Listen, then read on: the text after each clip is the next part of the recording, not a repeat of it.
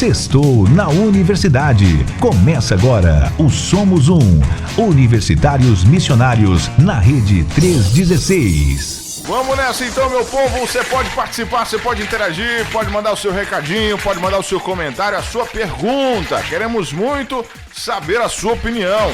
11 930 030316 para você participar com a gente do nosso assunto de hoje. A submissão feminina é uma doutrina machista? É sobre isso que a gente vai conversar agora com meu querido pastor Marcelo Santos, lá direto do Rio de Janeiro. E aí, pastorzão, o que levou o senhor a escolher esse tema aí pro programa de hoje? Já começa por aí com a gente. Então, Nayan, de vez em quando a gente precisa voltar a falar desse tema, sabe? Esse tema de machismo, esse tema de feminismo, é um tema muito importante. É um tema que os universitários cristãos, eles estão sempre lidando com ele, é uma preocupação muito grande, a questão do feminismo, a questão do machismo, como o cristão se posiciona entre essas duas posturas, entre essas duas situações. E teria sido interessante nós tratarmos esse tema no dia 8 de março, no Dia Internacional da Mulher. Mas nesse dia a gente estava fazendo a nossa série sobre política. O mês de março inteiro a gente estava falando sobre a política, então não deu. Mas não tem problema não ter sido no dia 8 de março, porque esse tema ele é sempre atual, infelizmente. Infelizmente é sempre um tema atual, independente da data, porque todos os dias, pastor Nayan, homens ímpios, homens maus, eles se acham no direito de agredir, abusar e até matar mulheres. Todos os dias a gente vê mulheres vivendo uma situação salarial injusta, em que trabalham o mesmo que os homens, mas não recebem o mesmo salário. Infelizmente, até existem casos de injustiças, explorações e maus-tratos dentro de lares cristãos. Lares cristãos que a mulher sofre calada, às vezes violência física, às vezes outros tipos de violência, e às vezes algo que não chega a ser uma violência, mas é uma certa opressão, uma certa desigualdade, uma certa injustiça. E aí, como resposta a essas injustiças, como resposta a esses crimes, como resposta a essas desigualdades, muitos optam por erguer a bandeira do feminismo. Então a gente tem os movimentos feministas, que são vários e que têm várias correntes, vários movimentos dentro dele, mas alguns acham que tem que ser feminista. Vamos abraçar uma bandeira feminista, vamos abraçar uma causa feminista.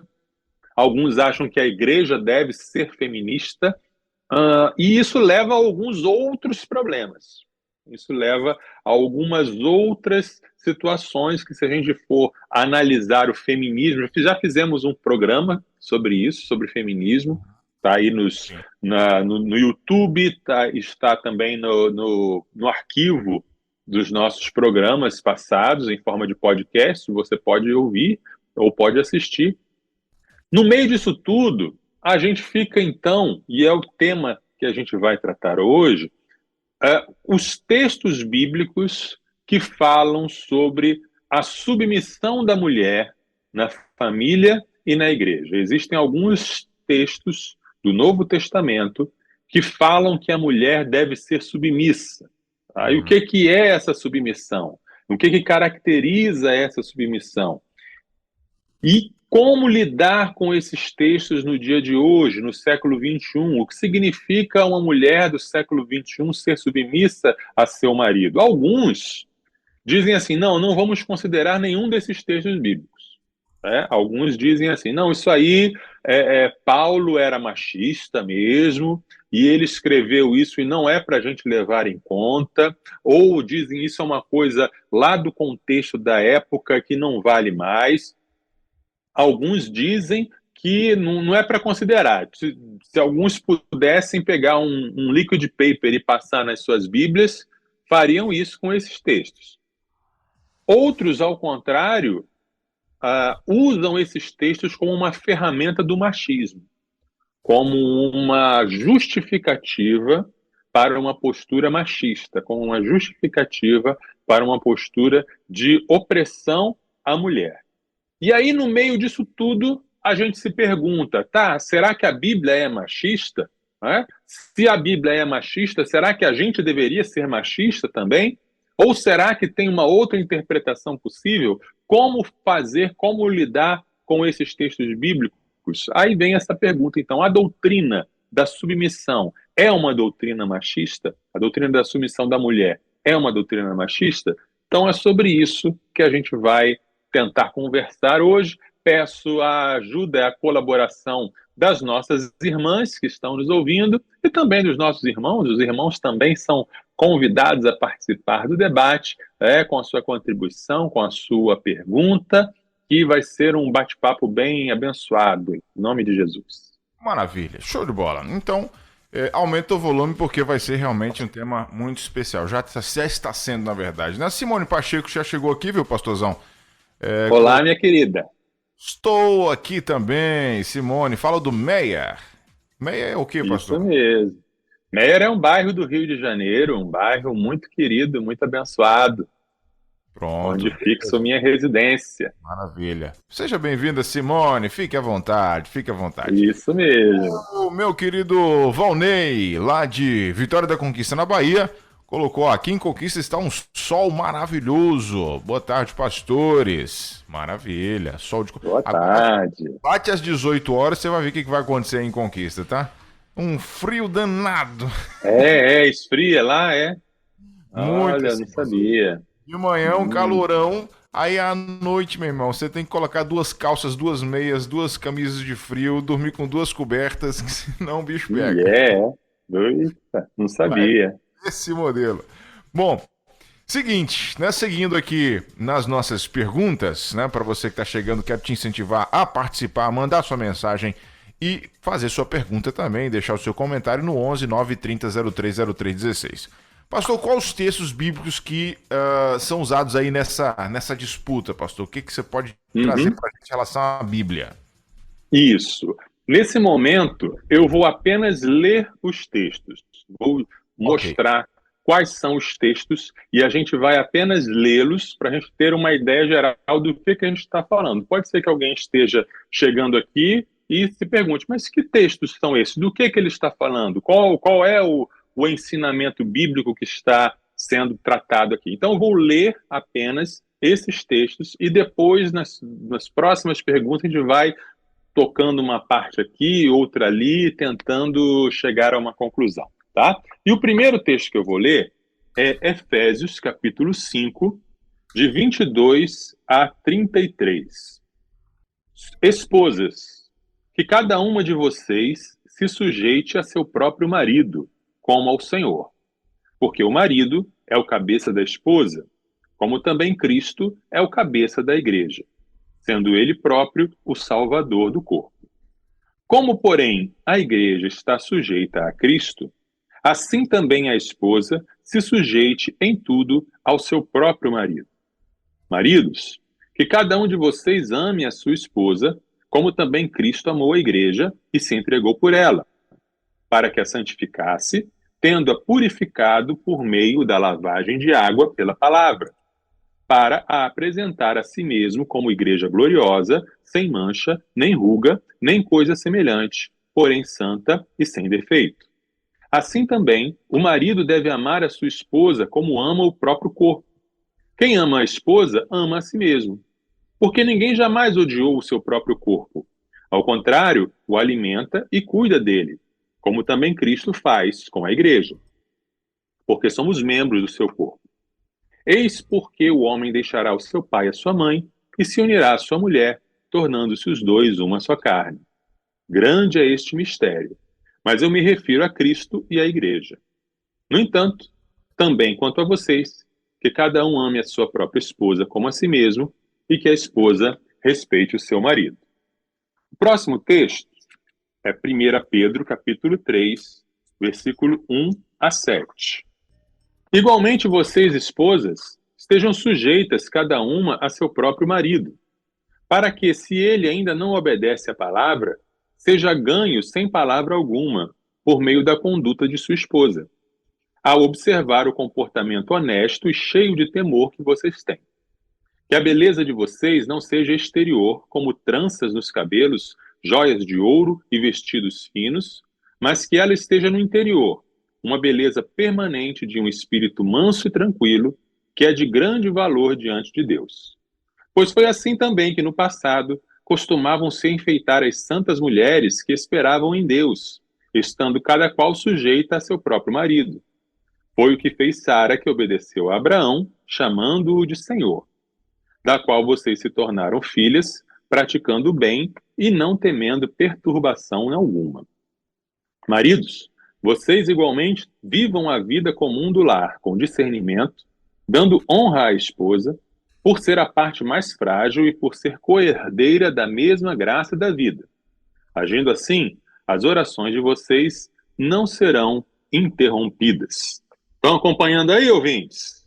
Estão acompanhando, estão anotando? Né? É uma boa oportunidade para você anotar para fazer uma pergunta. Vem cá, eu não entendi tal coisa. Vem cá, o que é isso?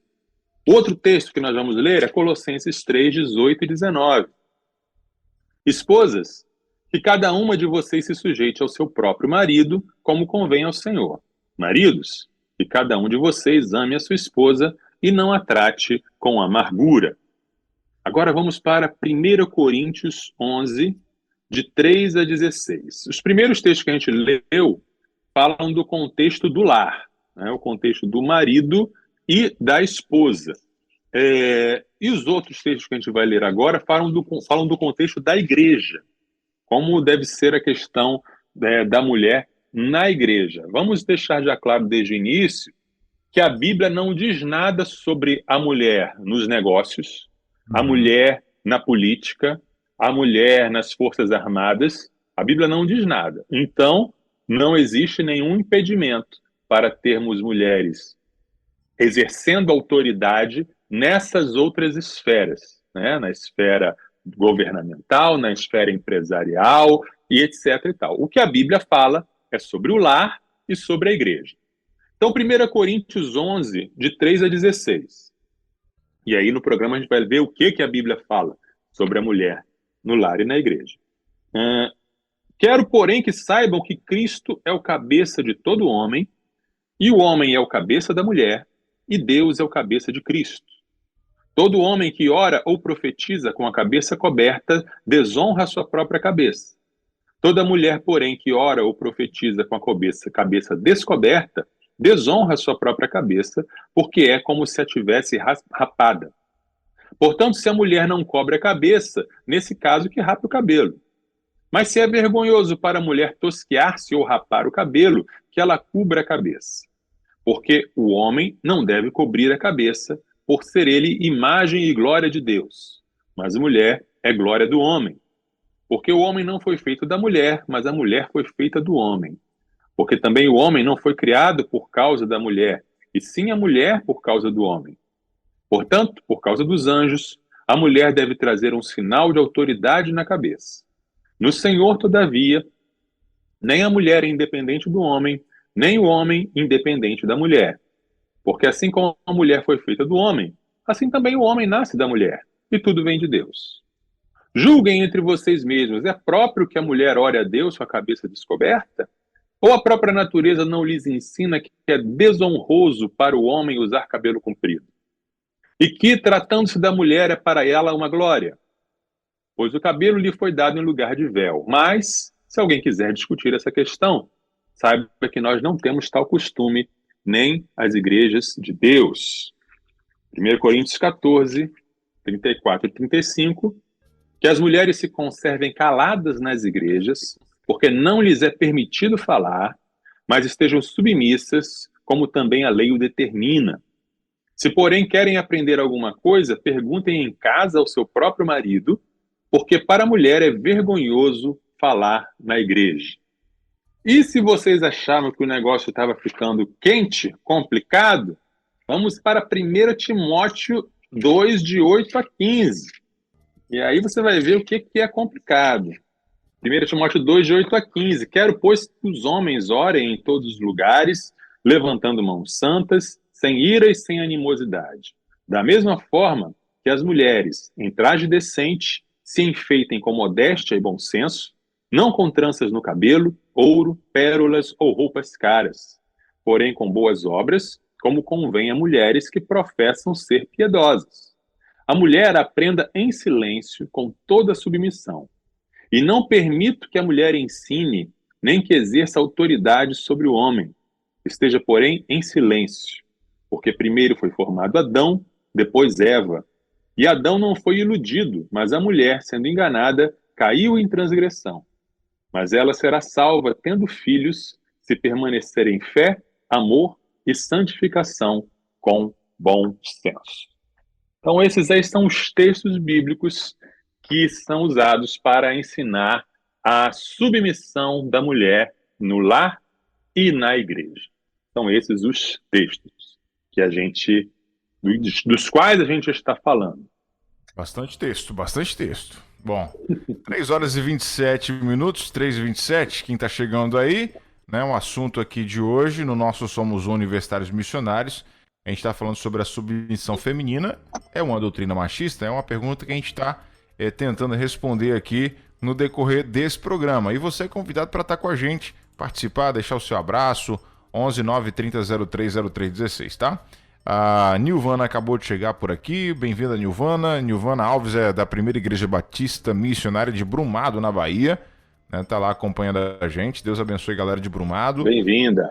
A irmã Luziete lá de Paulista, Pernambuco, boa tarde, Nayan, graça e paz. Saí agora do médico e já vou ouvindo a 316 no trânsito. Pronto, maravilha. Isso. Obrigado, Luziete.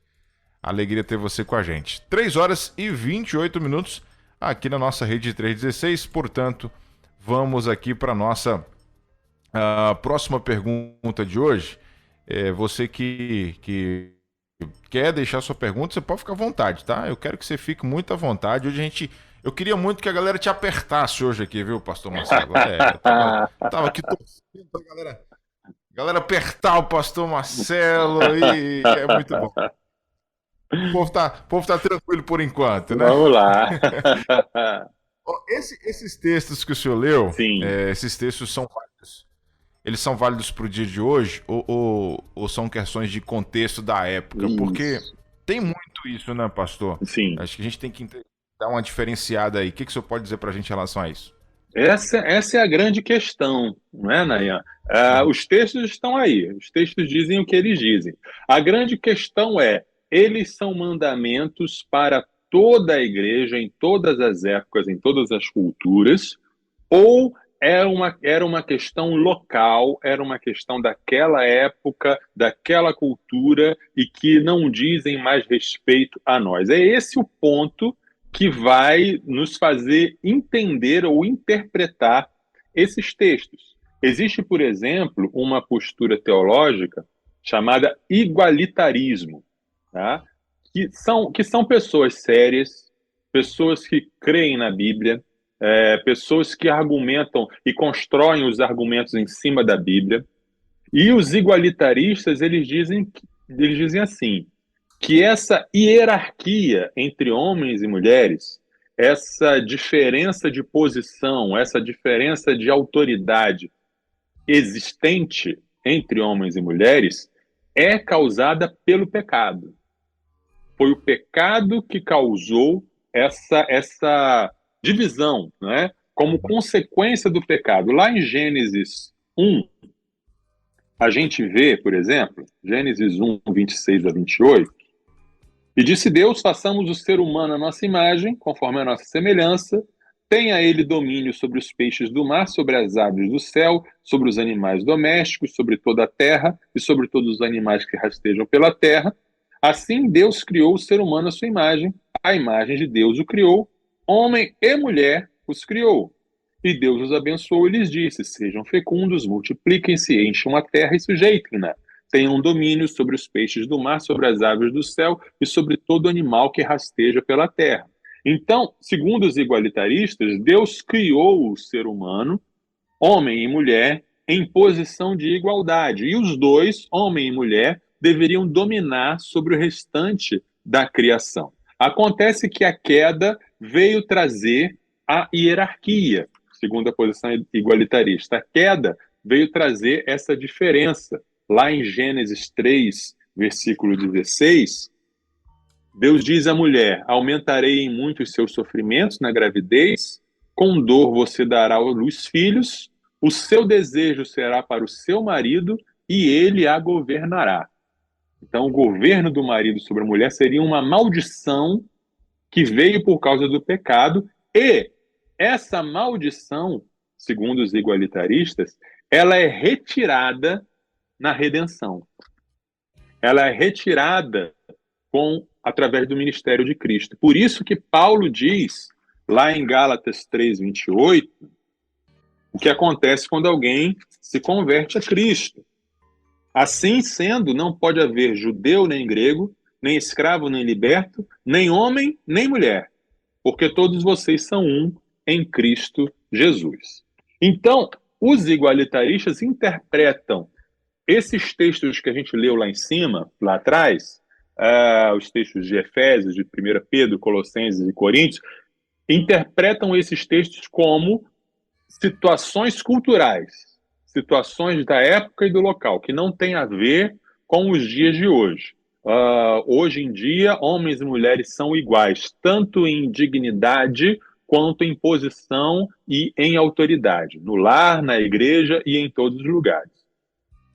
Eu tenho razões para não acreditar dessa forma. A minha posição eu sou complementarista. Já vou explicar o que é o complementarismo.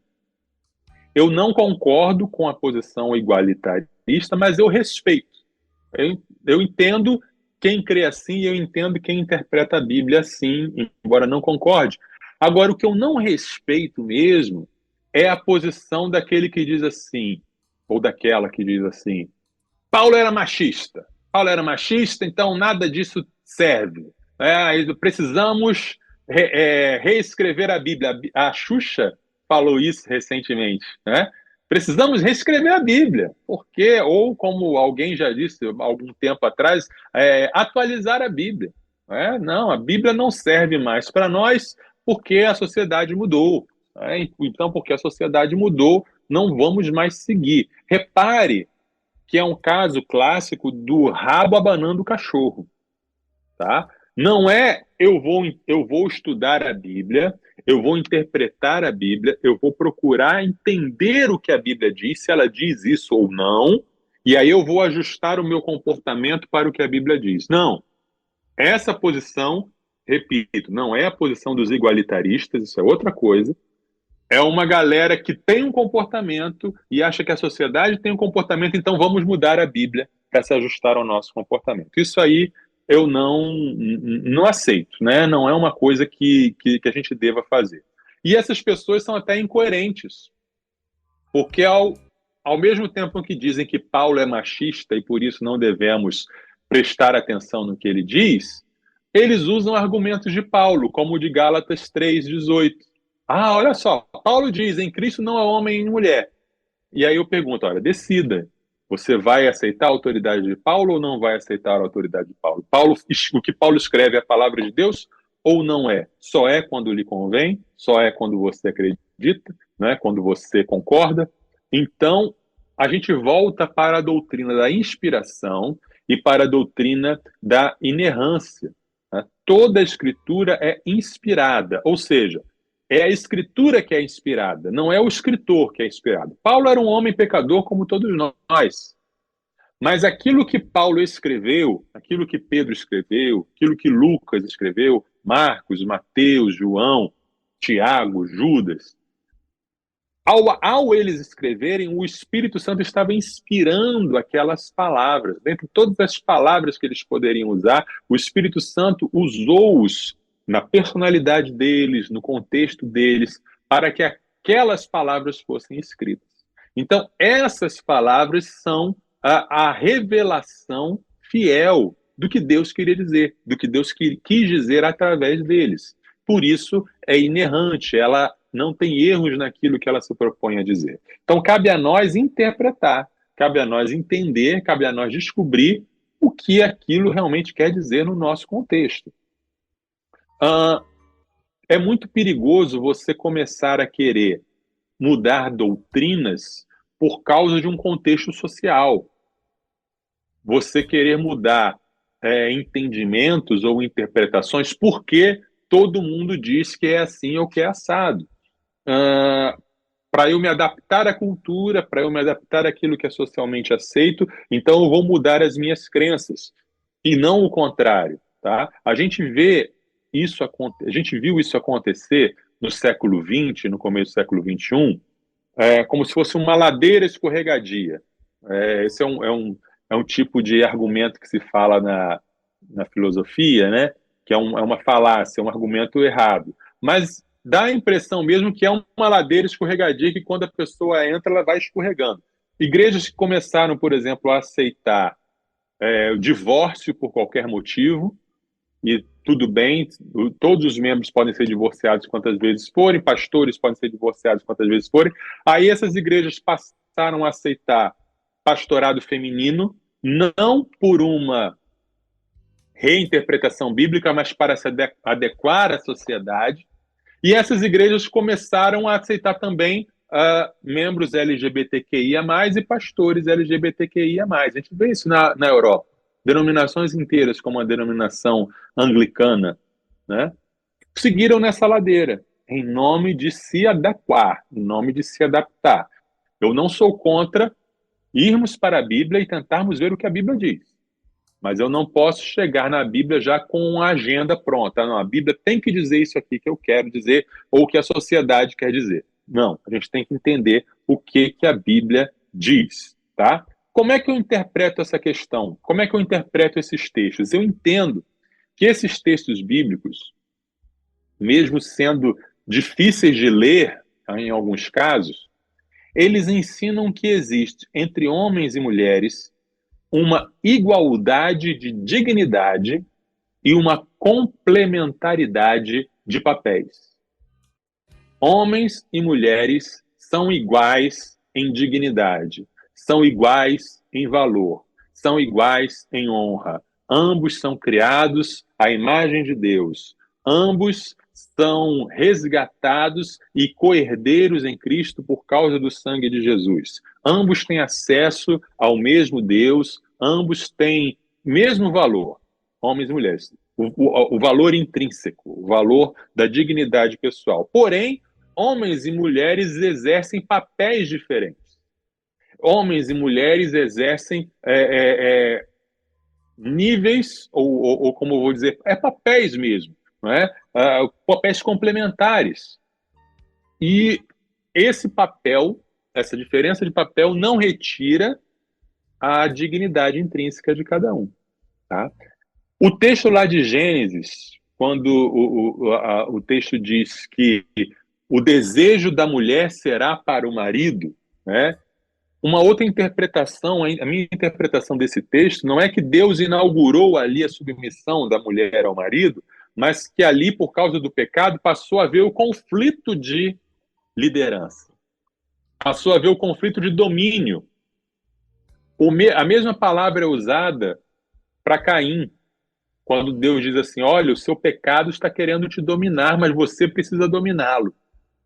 É a mesma palavra. O desejo do marido em dominar a mulher e o desejo da mulher em dominar o marido. Por causa do pecado, em vez de haver uma complementaridade de papéis, em que um exerce a liderança e um exerce a submissão, a gente passa a ter o conflito. A gente vê muito isso em casais, né? Em que os dois tentam dominar, em que os dois ficam brigando pela disputa, e um querendo dominar o outro. Então é mais ou menos isso, é dessa forma que eu entendo o texto ali de Gênesis.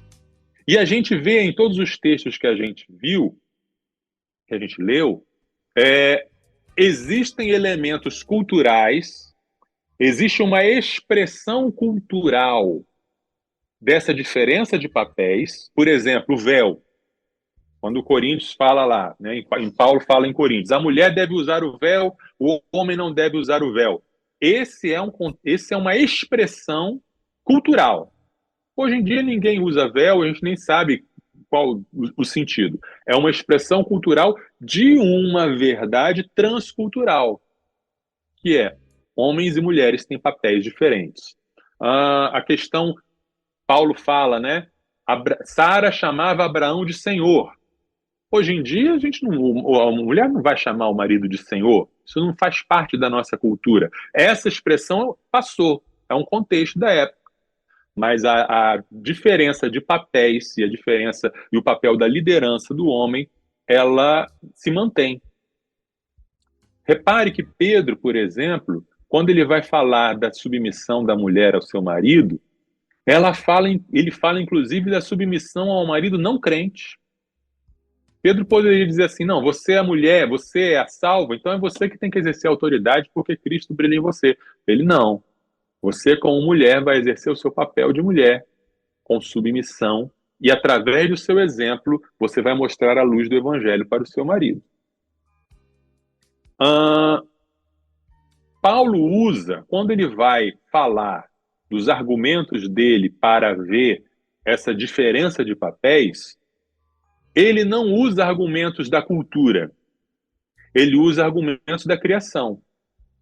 Ele fala sobre a criação de Adão, a criação de Eva, ele fala sobre a ordem em que foram criados. Então ele vai lá para trás, ele não fala, olha, não fica bem, ele até usa, né, na questão de cortar o cabelo, mas em geral os argumentos que ele fala são argumentos da criação, não argumentos culturais. E o maior exemplo de que a diferença de papéis não implica numa diferença de dignidade é quando Paulo diz assim, olha, o homem é o cabeça da mulher, assim como Cristo é o cabeça do homem, e Deus é o cabeça de Cristo. Não temos nenhum problema em admitir que Cristo é o meu cabeça. Né? Não tenho nenhum problema em admitir isso. Eu estou debaixo da autoridade de Cristo, que é o cabeça. Certo? Mas a gente tem problemas de dizer que o homem é o cabeça da mulher. Mas o texto também diz que Deus Pai é o cabeça de Cristo. Então, o que isso nós estamos aprendendo aqui? Que na Trindade existe diferença de papéis. Na Trindade existe alguém que lidera e alguém que se submete. E isso não diminui Cristo. Isso não é desonroso para Cristo. Cristo é tão digno de ser adorado quanto o Pai. Só que ele existe numa complementaridade. O Pai é o Pai, Jesus é o Filho. Então, também no casamento não implica que haja uma desvalorização da mulher, porque ela exerce um papel de liderada, enquanto o marido exerce um papel de líder. Não existe isso. Complementaridade de papéis e dignidade, igualdade na dignidade e no valor. Agora, lá em Éfeso, né, lá quando Paulo escreve ao Timóteo, Paulo é bem radical. Ele chega a dizer assim, não permito que a mulher fale, não permito que a mulher ensine, a mulher fique calada, né? Não pode exercer ministério nenhum. Alguns interpretam esse texto e alguns proíbem mesmo que a mulher seja professora, que a mulher pregue na igreja, que a mulher... Tem lugares que a mulher não pode nem fazer oração em público na igreja. Né? Eu entendo, pastor Nayane, que nesse caso aqui, vamos interpretar o texto, tá? Se a gente deve interpretar esse texto desse jeito, se é isso que a Bíblia está dizendo, que a mulher não pode exercer ministério nenhum, então a gente tem uma contradição na Bíblia. Porque na Bíblia a gente vê mulheres profetisas, na Bíblia a gente vê mulheres diaconisas, no Novo Testamento, na Bíblia a gente vê mulheres sendo testemunhas da ressurreição, né? Mulheres sendo ordenadas a fazer discípulos. Então, não é, pelo contexto geral da Bíblia, a gente vê que isso não é uma proibição absoluta. Aí sim, alguns estudiosos vêm nos dizer, e não há consenso entre os estudiosos, que na igreja em Éfeso, que era a igreja onde Timóteo pastoreava, havia um problema de falsas mestras. havia um problema de mulheres divulgando falsas doutrinas, ensinando talvez que até Eva foi criada primeiro que Adão, lembrando que lá em Éfeso tinha um culto a uma deusa, a deusa Diana ou Afrodite. Então, essas pistas nos levam a entender que no caso de Timóteo, Paulo teve que ser radical, não permita que nem falem nada. Mas a gente vê em outros exemplos do Novo Testamento, até mesmo em 1 Coríntios, que tem mulher profetizando, né? Que existe o dom da profecia dada também a mulheres. Tá? Então, o que a gente entende desses textos sobre a mulher na igreja? A minha interpretação, o que Paulo está proibindo é a mulher exercer autoridade pastoral, a mulher ser a líder da igreja, a mulher ser a episcopos, né? Existem 3 palavras gregas para definir pastor. Presbíteros, que é o ancião, aquela pessoa que é honrada com respeito e dignidade. Poimen, que é o dom de pastor, o dom de cuidar dos outros. E episcopos, que é o responsável pela igreja, o líder da congregação. Eu não vejo nenhum problema da mulher ser poimen, ela ter o dom de pastora, o dom de cuidado. Não tem o problema da mulher ser presbítera, ou seja, ela ser honrada com um título, né? Mas eu vejo problema na mulher exercer, ser a líder, a pastora de uma congregação local, diante dessa diferença de autoridades, diante dessa diferença de papéis que mulheres e homens devem ter. Tá? Não sei se temos aí perguntas. O pessoal vai me apertar. Pessoal, vocês concordam com o pastor Marcelo? Vocês concordam com isso que ele acabou de falar? Eu penso da mesma forma, viu, pastor Marcelo? Eu tô contigo aí nesse raciocínio. Bom, 3 horas e 47 minutos aqui na nossa Rede 316, 3:47. Vamos seguindo por aqui. Antes, abraçar o Eurisson, que acabou de escrever pra gente aqui, ó. A Bíblia é o livro de regras de fé e práticas para o cristão que confessou a fé em Cristo.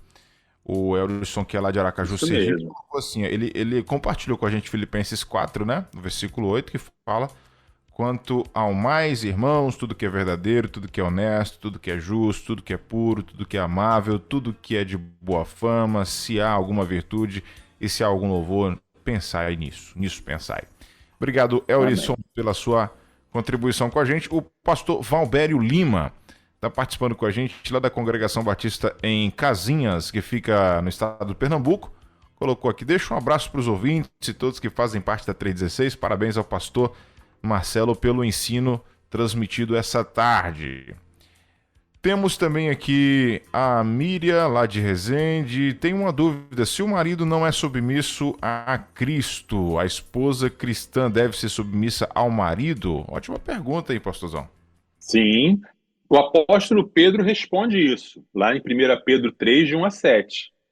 Que ele fala exatamente isso: mulheres sejam submissas ao seu marido, para que, se ele não conhecer a palavra, pelo seu exemplo e pela sua submissão, ele seja alcançado pela palavra. Tá? Então, os mandamentos bíblicos, eles são para a gente. Né? Se eu sou cristão, eu devo cumprir. Né? Vamos supor que eu seja casado e a minha mulher não seja cristã. E ela não se submete à minha liderança. Mas o meu papel é amá-la como Cristo amou a igreja, do mesmo jeito que se ela fosse submissa. Não é uma troca.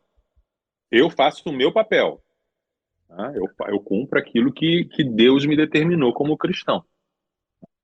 Agora, se o marido, que não é cristão, ele lidera você, lidera a mulher para desobedecer a Deus, para desobedecer a Cristo, aí entra o princípio lá: é melhor obedecer a Deus do que aos homens.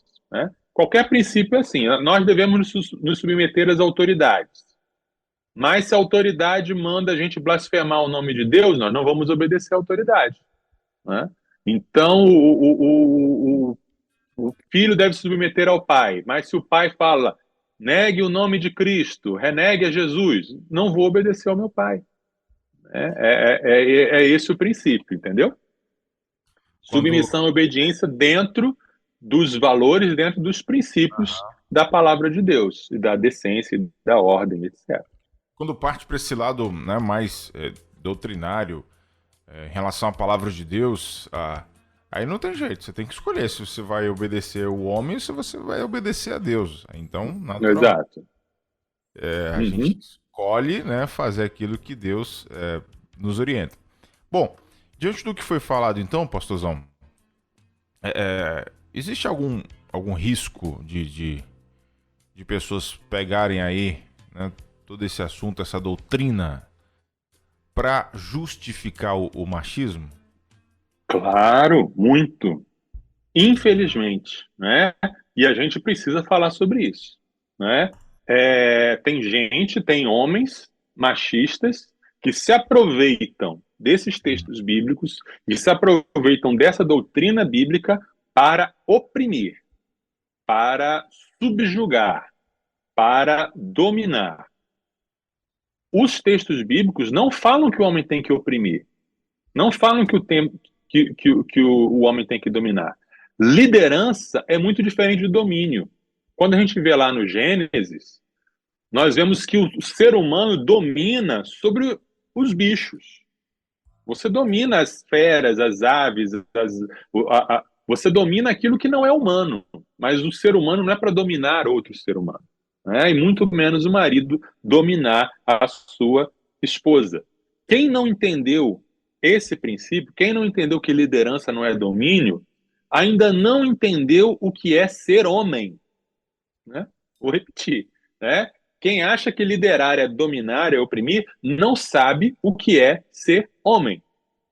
Ser homem é ser aquele que se sacrifica, é ser aquele que pula na frente da bala, é aquele que dá a vida para proteger a mulher. É por isso que é complementarismo, uma coisa complementa a outra, né? Se eu sou um marido e minha mulher não se submete, eu faço a minha parte, vou sofrer com uma mulher que não é submissa.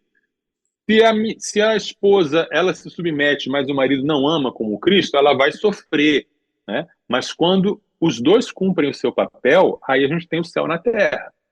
Aí a gente tem a plenitude. Você tem uma mulher que se submete a uma liderança do seu marido e um marido que ama essa mulher como Cristo amou a igreja. Esse é o modelo de liderança do homem. O modelo de liderança do homem é o modelo de Jesus. É um modelo que entregou a sua vida. É um modelo que abre mão da sua vontade, abre mão do seu direito para que a mulher, a noiva, a esposa, a igreja, no caso de Cristo, seja completa, seja perfeita. Tá?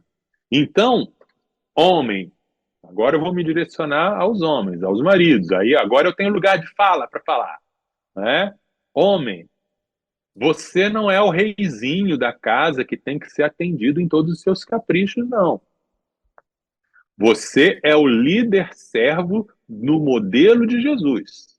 Você lidera pelo serviço, né? E aí, quando a gente vai para Efésios, né? Paulo fala assim, nós lemos lá em Efésios, o marido deve amar a sua mulher como o próprio corpo. E ninguém maltrata o próprio corpo. Né? Ninguém machuca o seu próprio corpo. Na época de Paulo, ainda não havia surgido as doenças que a gente tem hoje em dia de pessoas que se cortam, de pessoas que se machucam. Era uma coisa que nunca, talvez nem tenha passado pela cabeça de Paulo. Porque é um absurdo mesmo. Eu vou me machucar? Eu vou me socar? Eu vou me ferir? É absurdo. À luz do texto de Efésios, pastor, eu entendo que um homem que agride a sua mulher já quebrou a aliança do casamento. Da mesma forma que alguém que comete adultério quebra a aliança, e assim a pessoa vítima, segundo a palavra, ela está livre para se divorciar e começar uma nova vida com outra pessoa. Eu entendo que se a função do casamento é o marido proteger e cuidar da mulher como ao seu próprio corpo, se há uma agressão, para mim essa aliança já foi quebrada. Essa aliança já acabou, tá? E aí eu creio e eu afirmo que nenhuma mulher precisa ficar presa a um relacionamento onde há agressão. Nenhuma mulher, à luz da palavra de Deus, à luz de Cristo, precisa se submeter a ser agredida, a ser espancada ou a ser ameaçada de morte, tá? Então, agora eu me dirijo às irmãs. Irmãs, se você sofre violência, se você sofre agressão, denuncie, tá? Denuncie. Isso não é não ser cristã, isso não é não ser submissa, isso não é não perdoar. Você pode muito bem perdoar o seu marido agressor, mas perdoa e denuncia, porque ele precisa passar por isso. Ele precisa pagar para a justiça, né? Uma mãe que tem um filho traficante, ela não denuncia o filho à justiça para ele pagar pela lei? Então, também a esposa que tem um filho agressor, um marido agressor, também deve denunciar para ele pagar pela lei, tá? A mulher, Deus não chamou ninguém para viver debaixo de agressão. Agora, existem várias formas de agressão, né? Existe, além da violência física, violência verbal, violência psicológica, né? Maridos que ficam diminuindo a sua esposa, maridos que ficam ridicularizando a sua esposa, maridos que deixam a esposa nervosa. Isso tudo, maridos, é pecado. Arrependam-se, tá? Trate a sua mulher como Cristo trata a sua igreja, né? Porque senão suas orações vão ser interrompidas. Primeiro Pedro fala sobre isso. Se você não trata sua mulher como um vaso frágil, como um cristal, como um bibelô que deve ser protegido a todo custo, a sua oração vai ser interrompida. Sua oração não vai chegar a Deus, tá? Maridos, precisamos entender que o trabalho doméstico é um trabalho. É trabalho. É um trabalho digno e é um trabalho cansativo e é um trabalho extenuante. O marido, ele não ajuda a mulher em casa, né? Essa linguagem a gente deve mudar. Eu ajudo minha mulher no trabalho doméstico. Não. Você participa de um trabalho que é de todo mundo. Se você trabalha fora, sua esposa não trabalha fora, beleza, você ajuda. Mas se você trabalha fora, sua esposa também trabalha fora, quando os dois estão em casa, são os dois que têm que pegar junto mesmo, que é a casa dos dois, tá? Isso não diminui em nada a sua masculinidade, a sua liderança, né? Você lavar uma louça, você pendurar uma roupa, você passar uma roupa, não diminui em nada, você não deixa de ser homem por causa disso, né? Jesus pegou a bacia, pegou o pano e foi lá lavar os pés, né? Jesus é o nosso modelo de liderança, Jesus é o nosso modelo de homem, Jesus é o nosso modelo de líder, enfim. Existem muitos padrões de comportamento que precisam ser quebrados. Hoje em dia tem um movimento do tal de Red Pill. Já ouviu falar, pastor Nayan?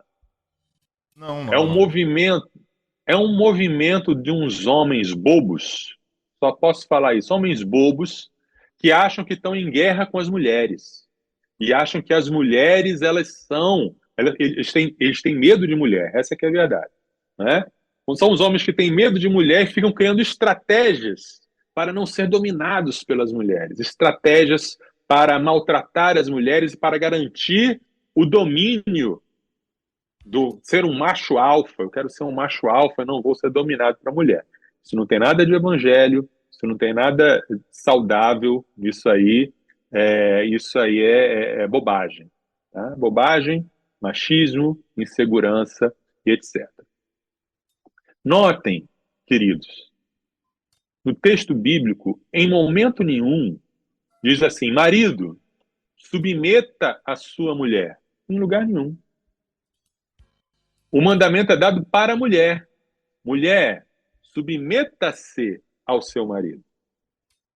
Então, a submissão é uma escolha da mulher, se ela vai obedecer a Deus ou não. É ela que se submete. É ela que desiste de ter a liderança, o governo, o domínio. É ela que vai exercer esse papel. Então, não é o homem que tem que forçá-la para ela ficar em determinado lugar. Não. O homem faz a sua parte. Qual é a sua parte? Amar a sua mulher como Cristo amou a igreja, se entregou por ela, dando a sua vida para que ela seja tudo aquilo que Deus quer que ela seja. Esse é o papel do homem. É assim que o homem exerce liderança. Tá? Então, é isso. Né? Esse é o papel do homem na liderança. É isso que eu entendo que a Bíblia ensina sobre complementaridade e que nós, homens, sejamos homens como Jesus. Esse é o fechamento, o encerramento aí de como eu entendo essa questão. Maravilha. Eu ouvi um pastor certa vez dizer, quando ele falava sobre, eu não me lembro qual foi o pastor, mas isso ficou assim gravado na minha memória. Falando sobre submissão, ele falou: submissão é a mulher está na mesma missão do marido. O marido tem uma missão que Deus o deu. E ela precisa estar dentro dessa missão. Ela precisa estar em acordo com o marido dentro dessa missão. É como se fosse uma espécie de gerente na missão que é do marido. Eu achei interessante essa ali que o pastor teve em relação a isso. Porque não fica aquele ar de que o marido manda na esposa. Né? A esposa simplesmente entende o propósito do marido e trabalha junto para que as coisas deem certo, né? Eu Isso acho mesmo. que ficou bem interessante o texto, sim, o texto bíblico, quando diz que Eva foi criada como uma ajudadora idônea, né, para Adão, a palavra usada para Eva, ajudadora, é a mesma palavra usada para Deus. Em Salmos, quando fala assim, Deus é o meu ajudador. Né? Esse socorro que vem e que levanta. Né? Então, Eva é ajudadora não porque ela tem um papel menor. Eva é ajudadora porque sem ela eu não consigo. É verdade. Né? Então, do mesmo... dos montes, de onde vem meu socorro? Meu socorro vem do Senhor. Deus é o meu ajudador. A mulher é a ajudadora, nesse sentido. Não inferior, mas no sentido de um socorro necessário. Eu preciso dela, o homem precisa dela para cumprir a missão. Uma ferramenta importantíssima. Tem aqui a nossa querida irmã Elza, ela é lá da cidade de Esteio, no Rio Grande do Sul, e ela te fez uma pergunta aqui, pastor. Ela falou assim: quando fala em liderança do homem sobre a mulher, o que é exatamente isso? A gente já está mais ou menos falando. Na prática, veja bem, irmã. Na prática, dê exemplos. Sim. Em todo grupo humano, onde tem duas pessoas, vai haver um que é o líder. Se você observar criancinhas brincando no playground, você vai ver que um é o líder. Um fala assim, vamos brincar disso, vamos para isso e tal. Quando você tem um grupo de escola para fazer um trabalho, sem haver necessariamente votação, alguém desponta como líder. Né? Todo grupo humano tem um líder, tem alguém que... E o que é liderar? É apontar a direção. Vamos para cá, vamos para lá, vamos fazer isso, vamos fazer aquilo. E o líder, ele faz isso sem precisar se impor. Senão não é um líder, é um chefe, é um ditador. O casamento, ele é um grupo humano. Tem duas pessoas só, mas tem um grupo humano. Se não houver liderança, vai ficar sempre os dois indo para um lado. Como são dois, não dá para ter votação. Né? Vai estar sempre empate. Né? Ou é unanimidade ou é empate. Né? Então, o líder é aquele que traça o caminho e diz, vamos. E quando ele é um bom líder, ele sabe liderar, essa ida é suave. Né? E quando há também a disposição para para a submissão, isso é suave. Então, isso inclui a criação de filhos, isso inclui finanças, isso inclui o que fazer, como proceder, quais são os alvos, quais são os planos para o casal. Agora, a mulher, como eu falei, é a ajudadora idônea. Ela não é passiva. Dizer, ela tem voz. Né? Ela é a copiloto desse barco. Então, a mulher, ela diz, olha, veja bem, se a gente fizer assim, assim, assim, vai dar errado nisso aqui, aqui. E o líder sábio, o marido sábio, ele acolhe essa palavra porque sabe, por experiência, que se ele não ouvir essa palavra, ele vai se dar mal na sua liderança. Então, é essa que é a dinâmica. Né? O marido é o líder, mas um líder sábio que ouve o conselho, que ouve e recebe essa orientação, mas ele é o líder. É ele que se responsabiliza. É ele que diz quando há um impasse, é ele que diz, não, mas eu ouvi o que você tem a dizer, mas é por aqui que a gente vai. E aí a esposa diz, ok. Né? Então é por aí. Né? Essa é a maneira prática. Tem que ter um líder, sempre tem que ter um líder. E o líder que Deus designou para ser no casamento é o marido. Muito bem. Mas aqui para nós, que, enfim, eu acho que não tem jeito não. O homem, quando se fala da questão de ajudadora, cara, a gente precisa muito. Muito. Com certeza, com certeza. A Simone, se eu não ouvir, quando eu não ouço, eu sempre me dou mal. É isso. Né? Isso. Ela tem uma intuição. Se é que isso. Pois é, as mulheres percebem coisas que a gente não tem. Nós homens, às vezes, somos muito ligados no que está bem da frente dos nossos olhos. Sim. E não percebemos as coisas ao redor, intenções, desejos, possibilidades. Então, a gente precisa dessa ajuda. Eu não tomo nenhum passo sem conversar, sem consultar, sem ouvir. E eu já aprendi a duras penas a ouvir o que a minha ajudadora tem a me dizer. É isso. Inclusive, ela comentou aqui o seguinte, deixa eu ver aqui. Na verdade, ela fez uma pergunta primeiro, né? Eu acredito que o senhor já até respondeu essa pergunta. A submissão da mulher cristã deve se sujeitar à sua desvalorização pessoal? O senhor falou sobre isso, né? Não, claro que não. Ela deve primeiro saber qual é o seu valor e se houver essa humilhação, desvalorização, ela deve falar, epa, peraí, não é assim não, né? Eu sou filha do Pai Celestial, eu tenho dignidade, né? Submissão, lembrando, diferença de papéis, mas igualdade em dignidade, igualdade de valor. E ela complementa dizendo o seguinte, temo que o machismo disfarçado de doutrina bíblica em ministérios de casais fecha a porta para o diálogo e para o questionamento. Já ouvi mulheres cristãs dizerem que não questionam atitudes erradas dos seus maridos porque, entre aspas, ele é o cabeça.